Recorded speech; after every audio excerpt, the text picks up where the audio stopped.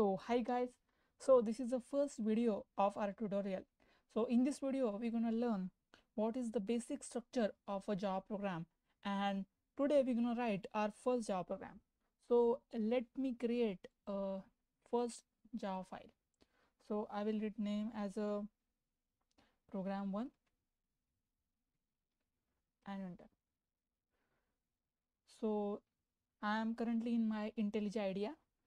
So here you can see my public class is created.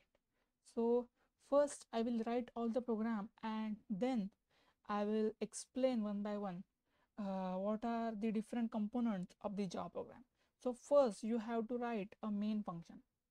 So I am in currently in my IntelliJ IDEA, which is support me to write code faster. So after that I will uh, print hello world. So and I will explain afterwards what each thing is called. So our first Java program is done.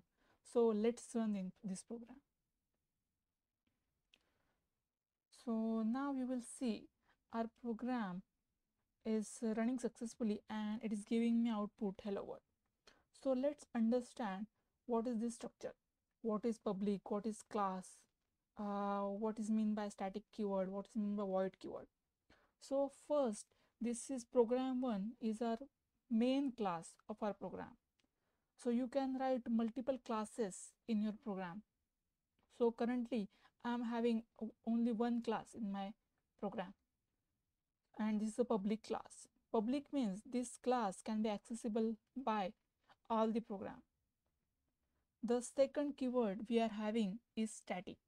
So static is a keyword in which identifies it is a class base, means it can be accessed without creating an instance of a class. So since we want the main method to be executed without any instant, so we keep this main method as a static. So here you can see this is our main method, and void is a return type of this main method. So void uh, is a return type, so it defines the method is not returning any value. So that's why we mention here as a void. So string uh, args is a command which takes system arguments into the main function. So and this is the line in Java system.out.println.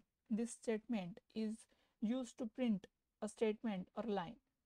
So you just have to write this line, and in bracket you have to give this two marks, and in that 2 marks you have to enter your text. So this will print hello world in this program. So this is the basic structure of our Java program.